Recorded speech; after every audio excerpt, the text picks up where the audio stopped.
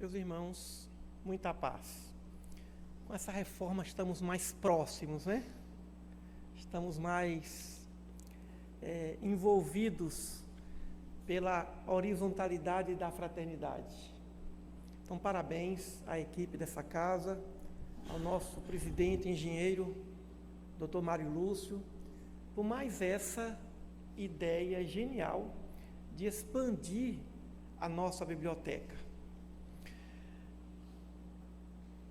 Existe uma coisa que está muito na moda, a gente fala muito a respeito de depressão. Então, há um estudo sobre esse assunto, há uma patologia. Os médicos, psiquiatras, trabalham para, através do receituário, proferir o tratamento. E é evidente que alguns encaminham seus clientes, os seus pacientes, para psicólogos, para que possam verificar as raízes ou as matrizes dessa doença emocional, espiritual, de consequência física.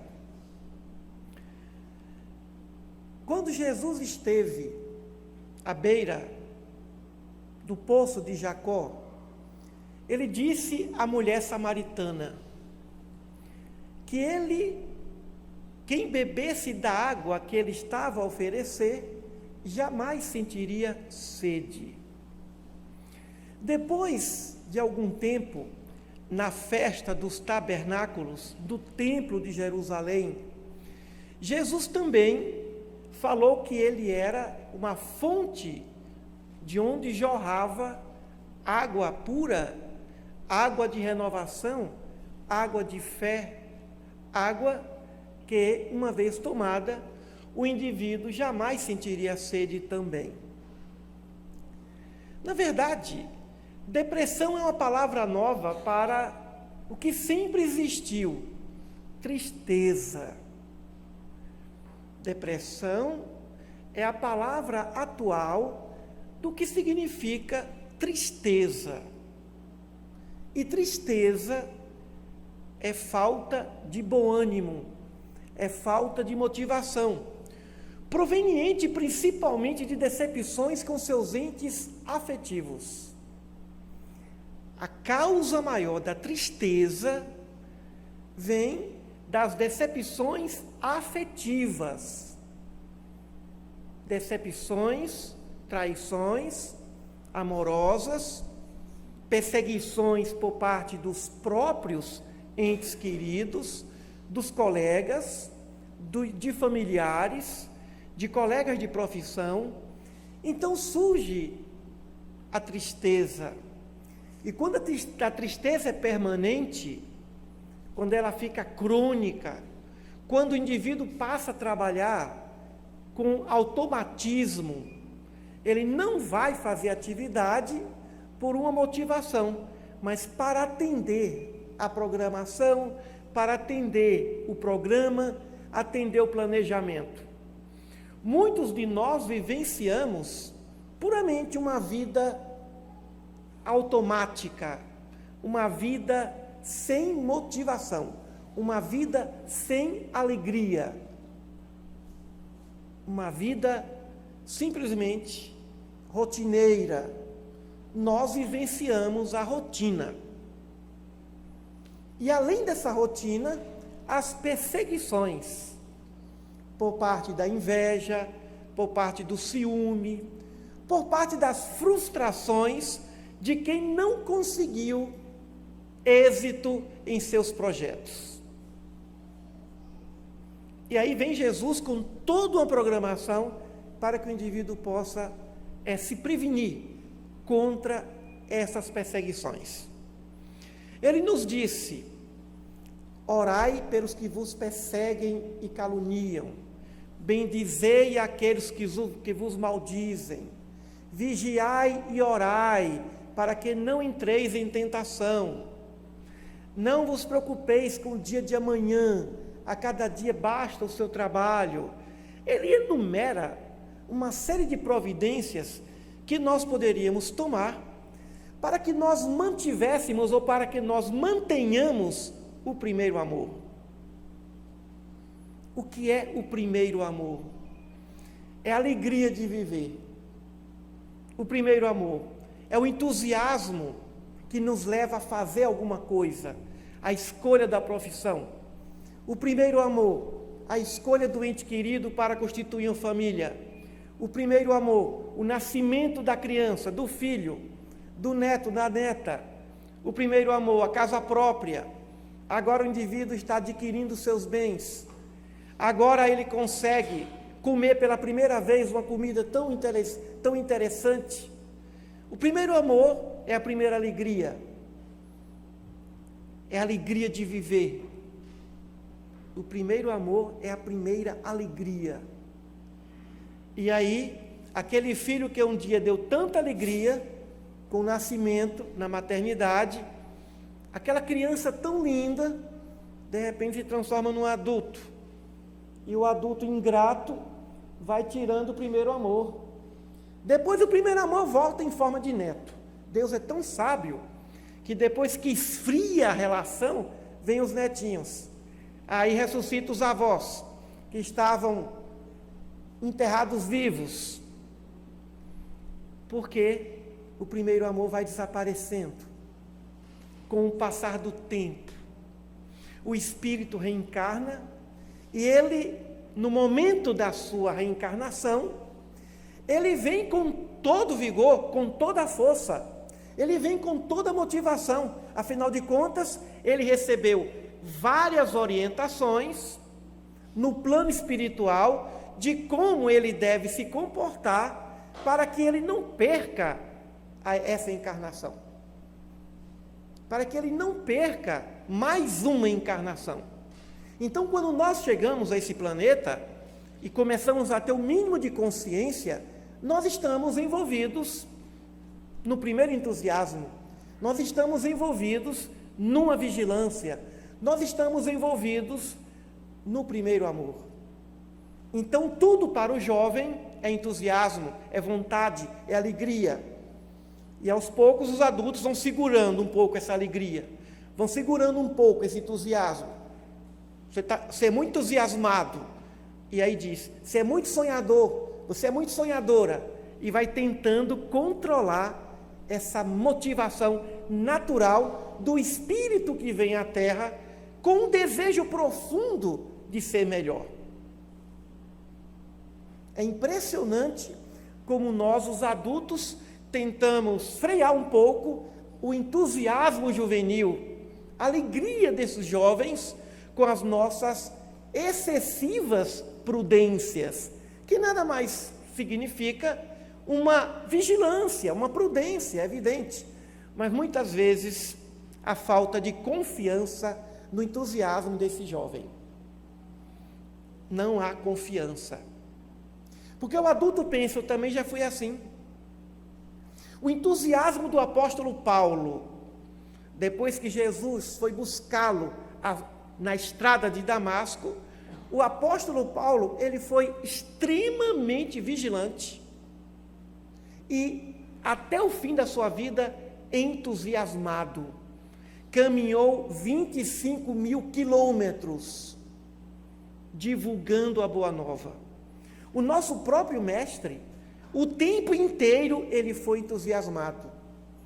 Desde o tempo que nós temos notícia, com 12 anos, no templo de Jerusalém, falava com entusiasmo e sabedoria, encantando os doutores do templo.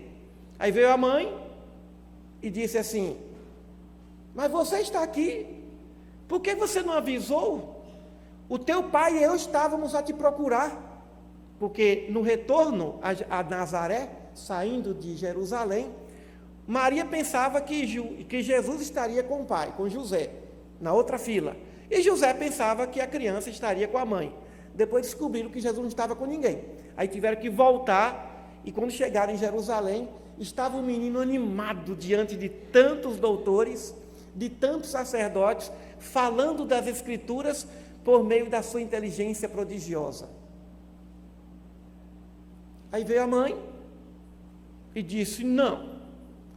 E a criança disse, o jovem, eu vim cuidar das coisas do meu pai. Depois disso, não se tem notícia se Jesus continuou. Mas ele, depois dos 30 anos, ele voltou a Jerusalém com o mesmo entusiasmo. É um exemplo típico do jovem entusiasmado, do jovem puro e o adulto controlador. Mas não é apenas o adulto que controla, a sociedade controla. Os entes queridos controlam, porque acreditam que o entusiasmo poderá ser um elemento prejudicial para o amadurecimento do jovem. Então, o que é que nós devemos fazer? Nós nos encontramos hoje adultos, caminhando para a senectude, alguns mais próximos, e quando nós observamos os nossos entusiasmos, as nossas alegrias, elas são muito poucas, são quase raras. Nós passamos o tempo todo reclamando. Uma vez um aluno falou: qual o segredo para conseguir sucesso em alguma coisa? Eu falei: paremos de reclamar. Um exercício interessante. 24 horas sem reclamar. Nem dos políticos. Quem dá conta de ficar 24 horas sem reclamar? Sem mentir? Sem falar mal de alguém? Quando reclama, sempre vai alguém no meio da maledicência. É que vigilância. Quando eu me preocupo com isso, aí eu vejo o quanto que eu reclamo. É quase que uma neurose. Isso necessita de um tratamento com urgência. Primeira coisa que a gente faz quando levanta é reclamar. Ao invés de dizer bom dia para o marido, bom dia para a mulher, já vai reclamando. Quantas reclamações nós operamos no dia de hoje?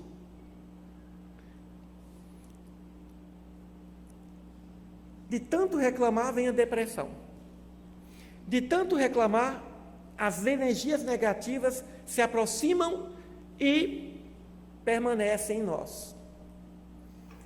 Mas o problema não está na reclamação. Reclamação é consequência. Pessimismo é consequência. Consequência de quê? De uma ausência. Que ausência? De alegria.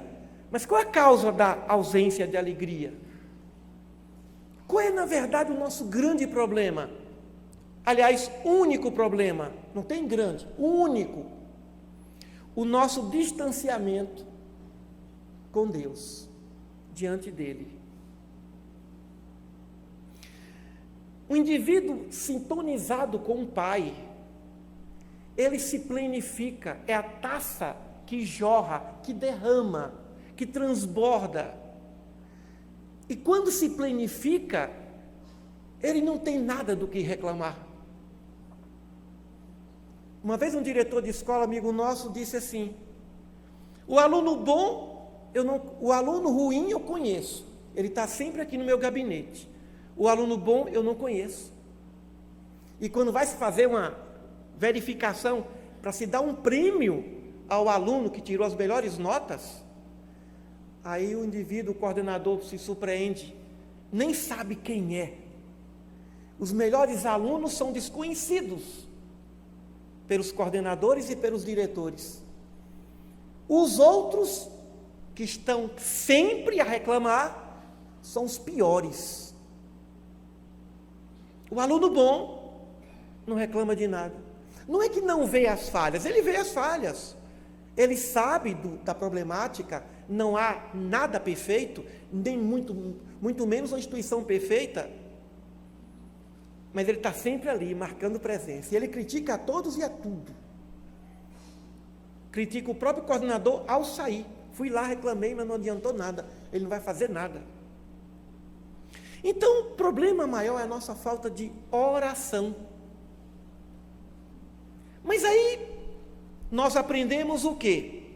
Nós aprendemos que não há necessidade de ficar muitas horas orando. Quem falou?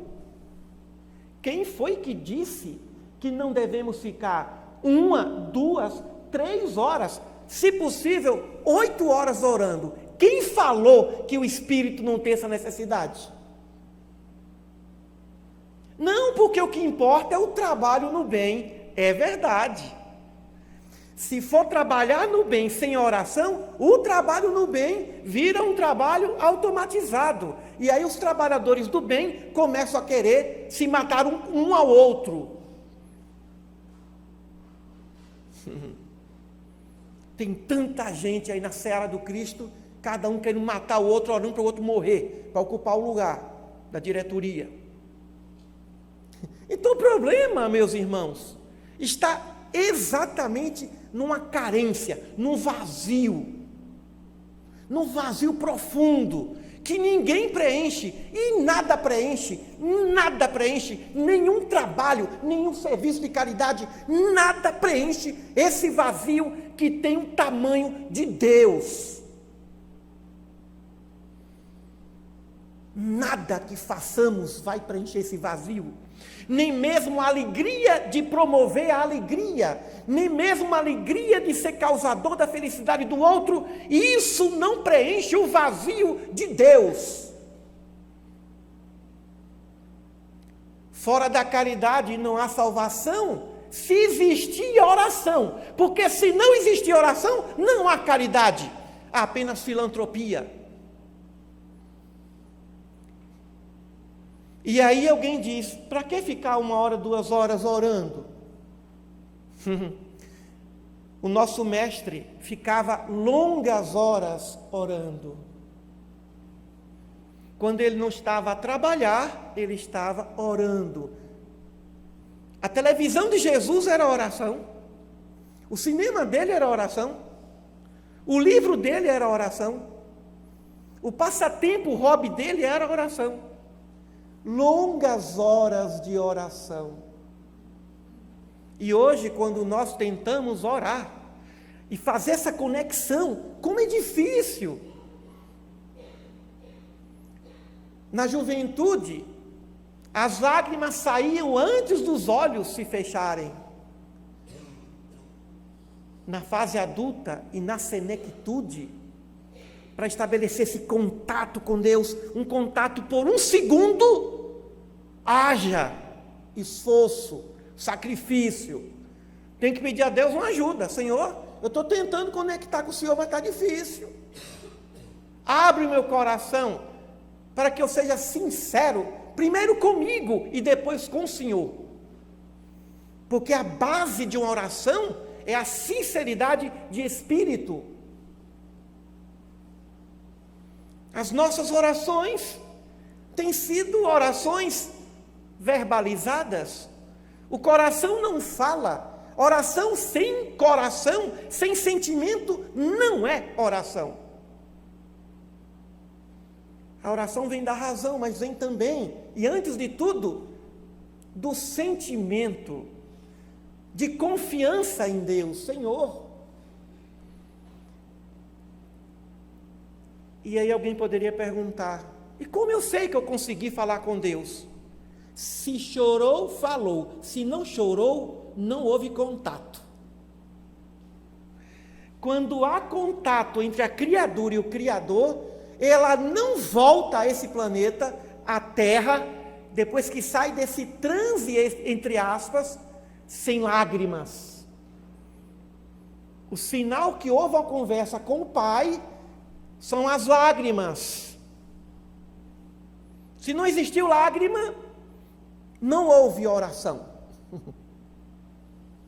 Não houve contato. Houve uma tentativa de contato. Houve até uma boa vontade de contato, mas não houve contato. Porque quando existe contato, existe lágrima. Existe uma emoção profunda. Existe um êxtase do espírito. E aqui os irmãos, eu tenho certeza que quase todos ou todos já experimentaram isso. Essa oração profunda, esse contato profundo com Deus.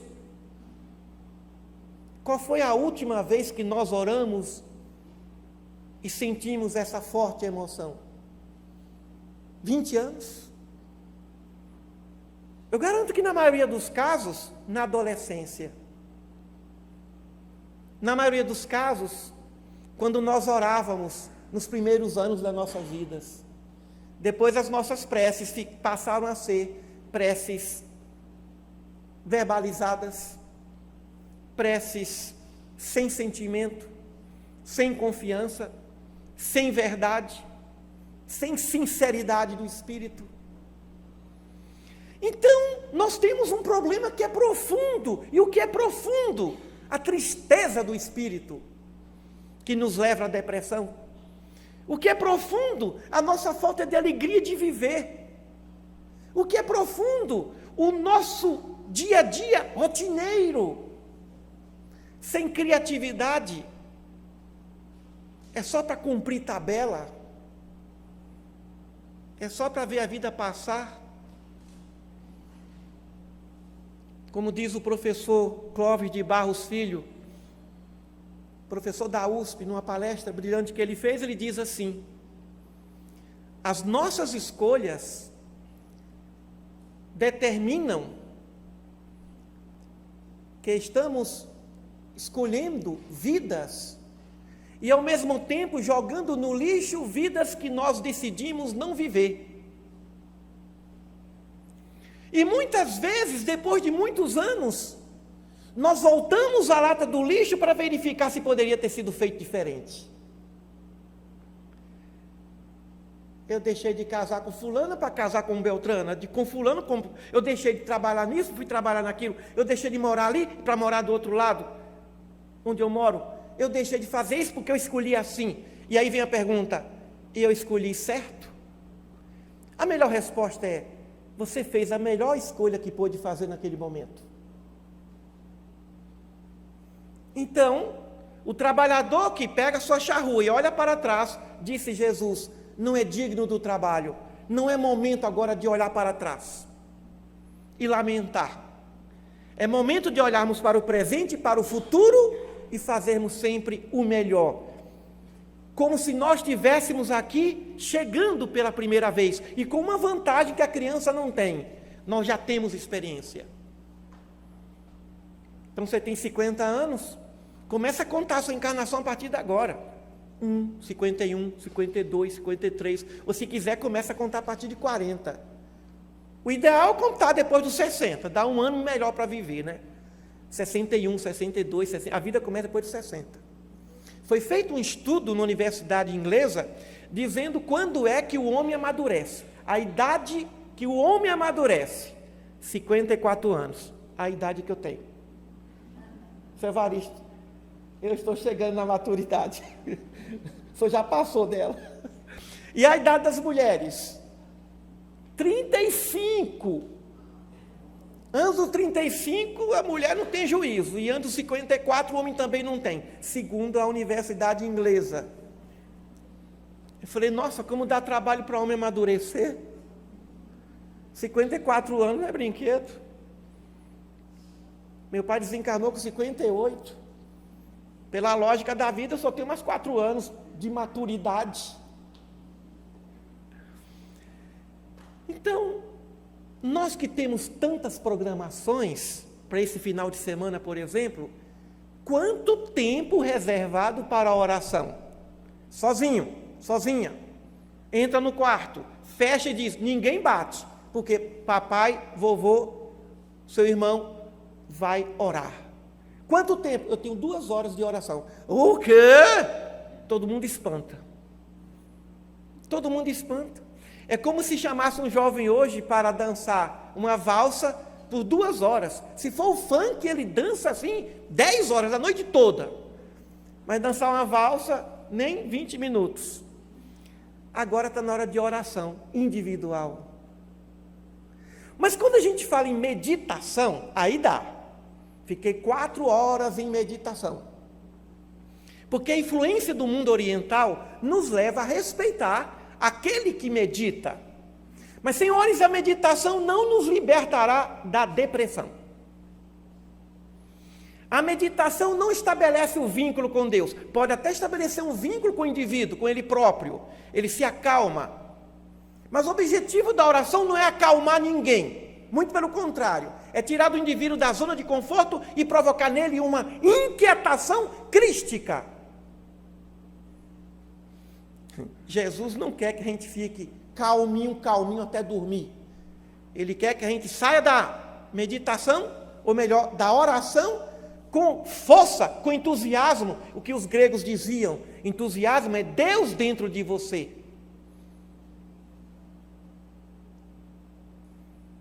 Por isso que nós necessitamos desse contato que perdemos ao longo da vida material, ao longo das preocupações da vida material, e que é até natural que assim seja.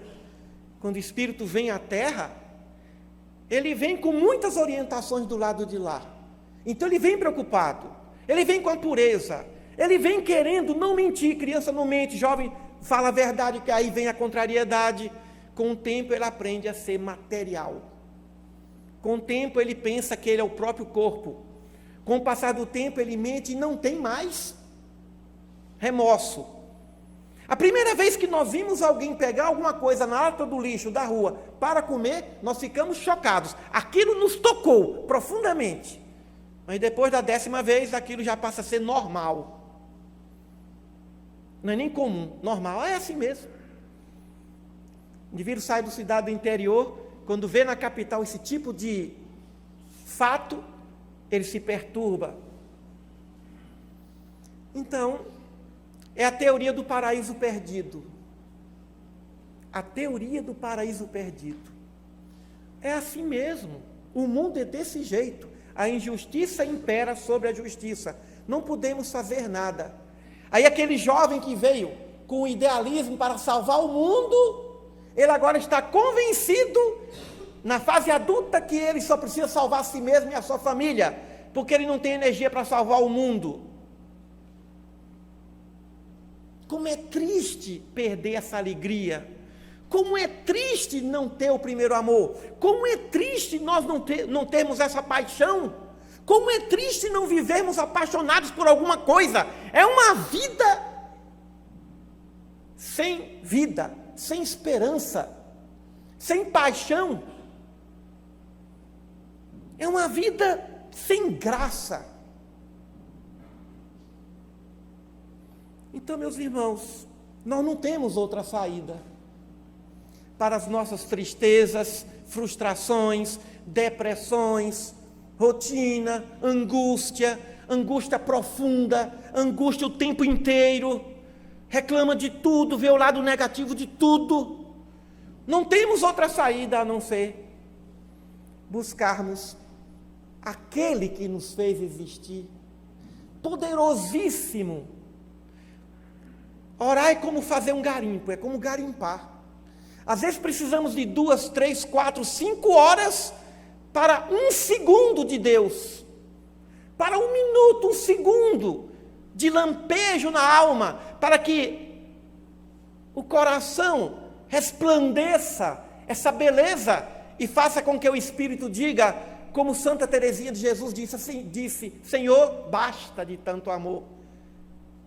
Porque ninguém aguenta Deus, ninguém suporta tanto amor. Basta, Senhor, de tanto amor. Todo mundo aqui já passou por alguns momentos de profunda alegria, uma após outra, e em algum momento pediu, Senhor, basta, senão vou ter um problema, vou ter um infarto. Ou o inverso, tanto sofrimento e quando vem um, vem mais 3, Senhor, basta, senão não aguento. Então a preocupação de Jesus, e isso está em cada linha do Evangelho, e isso pouco se comenta. A gente comenta muito os ensinos de Jesus, mas a gente não comenta as horas e horas que ele ficou, noites e noites, sem dormir, orando. E nós ainda falamos que o importante é o trabalho. E entramos numa rotina frenética até dentro da caridade.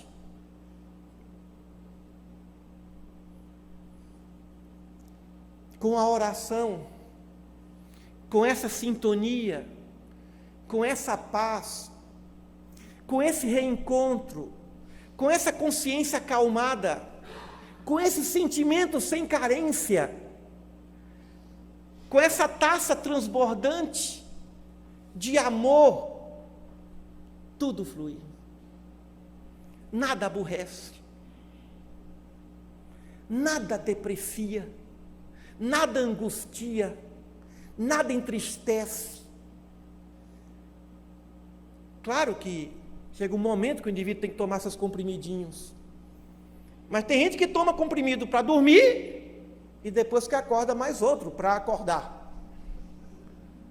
Senão não dorme e senão não acorda nunca. Então nós precisamos cuidar do que nos falta. Se nós percebermos bem, as nossas vidas são vidas perfeitas dentro da relatividade. O que é que nos falta? O indivíduo muitas vezes fala: mas meu Deus, eu estou reclamando de quê? Que porque eu estou triste. Eu tenho tudo, um corpo perfeito, família maravilhosa, tudo bem.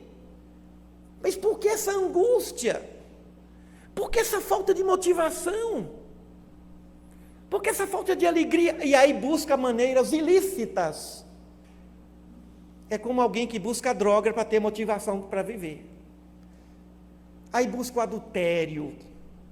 Aí busca o furto, a corrupção, a esperteza do lucro exacerbado. Aí busca fortes emoções de desrespeito ao próximo e a si mesmo, para tentar sair da ideia do suicídio, por exemplo. O suicida é aquele indivíduo que perdeu total esperança. Ele perdeu o humor. Chegou ao poço do total vazio, pela carência do espírito, que está longe de Deus há tantas décadas. Não vamos conseguir sem esse contato do 10º grau. Então vamos começar da forma como se começa, infantilmente. Começa a falar baixinho. Começa a dizer: Senhor, hoje eu assisti uma palestra que falou de oração, eu nem sei por onde começar. E o orador não pode me transferir, ele não pode passar esse fenômeno, é uma coisa pessoal, Senhor. Mas, Senhor, como está no Evangelho, me ajuda na minha incredulidade. Eu nem sei se o Senhor existe. Senhor, faça alguma coisa por essa alma carente, por esse mendigo do espírito, Senhor, porque a tristeza me esmaga. Começa assim. E fala mais. Reclama da mulher, do marido, dos filhos. Com ele dá para reclamar. Só autoriza-se reclamar com Deus. Porque com ele a reclamação adianta. Aí, como dizia um amigo meu, que trabalhou no escritório de advocacia, eu até comentei isso com o Fabrinho há pouco, e tinha lá um advogado, penalista. Depois de 4 anos, aquele estagiário trabalhando com o advogado, ele disse assim para o seu mestre: doutor, eu nunca vi o senhor nervoso com nada. Sempre eu vejo tranquilo, telefone toca, cliente reclama. Aí o advogado disse assim para ele: e adianta? Só disse isso. E adianta reclamar? Só com Deus. Senhor, eu estou reclamando. Senhor, eu sei que o Senhor me deu isso, me deu aquilo, mas eu não estou satisfeito. Eu estou assim, Senhor. Com Ele, fale todas as bobagens que quiser. Quem sabe através da bobagem, o canal, porque o que importa é abrir o canal de contato. O que importa é abrir o canal de contato. E esse canal de contato só é aberto com verdade, com sinceridade. Reclame com ele, mas tudo bem. Se for esse o caminho, reclame. Diga o que sente, diga o que não está gostando, diga o seu problema. Ou diga: eu não sei que problema é, mas eu estou com alguma coisa.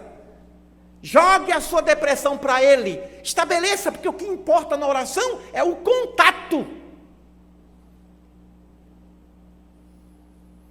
O que importa na oração é estabelecer o contato. E quando tem o contato, vem lágrima. Quando tem contato, vem sentimento. E daí a gente sai dali sereno. A gente sai dali sem reclamar. A gente sai dali pacificando. A gente sai dali Francisco de Assis. Onde houver ódio, que eu leve amor. Se torna um instrumento da paz de Deus. E quando o indivíduo vai se habituando a isso, ele vai chegar e dizer, como Cristo disse, eu e o Pai somos um, ou como o apóstolo Paulo também disse, não sou eu mais quem vive, é o Cristo que vive em mim. Se Jesus, senhores, o Espírito mais perfeito que veio à Terra, precisou de tantos momentos de oração para manter esse contato, e nós, os viajantes do tempo, que vivemos a angústia de viver com tanta beleza, com inteligência, com livre-arbítrio, com tantas bênçãos. Os animais não sentem, o ser humano sente. As emoções do mundo animal estão muito ligadas ao instinto, mas as emoções do mundo hominal estão vinculadas à razão. Então, a nossa tristeza, os nossos vazios, as nossas depressões estão proporcionalmente vinculadas à nossa carência de Deus. E é por isso que Santa Teresinha de Jesus ainda disse: nada te perturbe, nada te espante, tudo passa, só Deus não muda, a paciência tudo alcança, quem a Deus tem, nada lhe falta, só Deus basta. Quando nós pensamos que só Deus basta, não nos apegamos a nada nem a ninguém. Não somos donos de nada e nem de ninguém. Não somos donos nem de nós mesmos. Nós não nos criamos. Nós pertencemos a Ele, essa potência infinita, Criador de trilhões e trilhões de planetas, de estrelas, de galáxias, uma potência inimaginável. Entender Deus é como exigir de uma formiga entender o computador mais sofisticado do ser humano. A diferença é que nós somos formigas pensantes.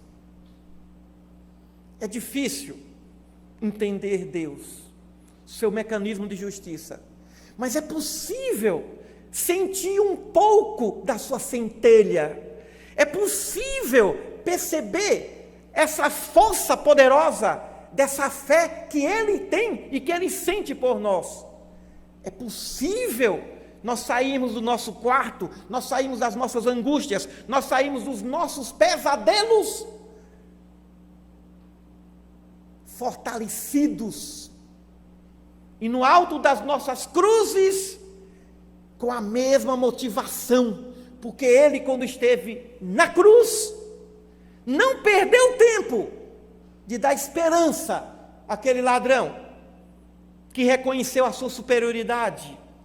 Jesus foi entusiasmado o tempo inteiro, e não foi um ser triste. Essa história de dizer que a tristeza de Jesus era uma tristeza divina, Ele nunca foi triste. Ele foi compassivo. O que nós chamamos de tristeza era compaixão. Ele tinha compaixão diante de tanta ignorância, diante de tanta limitação, diante de tanto atraso, e não tristeza, porque quem está em sintonia com Deus não experimenta tristeza, porque sabe que tudo está sob controle, nada está sem o controle de Deus.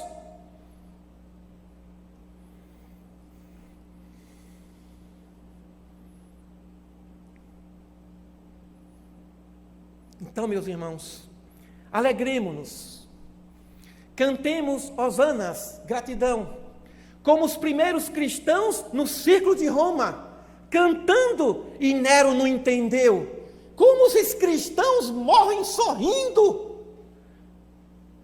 Perturbava os impérios. O sorriso dos cristãos sintonizados com o Pai, sintonizados com Jesus, perturbava a alma materialista e derrubou o Império Romano. Então, meus irmãos, não tenhamos medo de Deus. Coloquemos na nossa agenda horário para Ele. Claro que oração é todo o trabalho, mas não vamos pensar assim. O trabalho é a oração, mas nada é igual a oração, porque a oração é o mais alto grau de trabalho. O que seríamos de nós nesse planeta Terra sem os grandes mestres da oração, da fraternidade cósmica, que oram dia e noite em prol de um planeta de paz? Reservemos horas para orar, tempo para pensar em Deus, para conversar com Ele, para chorar com Ele, chorar as mágoas, reclamar de tudo e de todos, com Ele.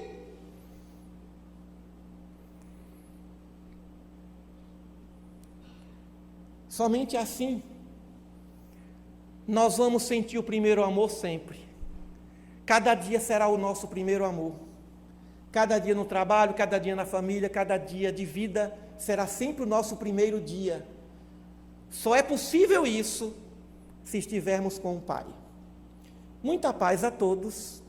E que Ele, que certamente está vendo tudo isso, possa acolher cada um que está aqui. Hoje à noite, ou amanhã, mas não preocupa demais não. Chega e começa a falar baixinho, depois vai para o pensamento, ou começa a caminhar falando, mas abra o seu coração com Ele. Ele é seu terapeuta, Ele é seu psicólogo, e aí nós vamos experimentar aqui na terra, como diz Santo Agostinho, as venturas celestes por meio da oração. Muita paz a todos.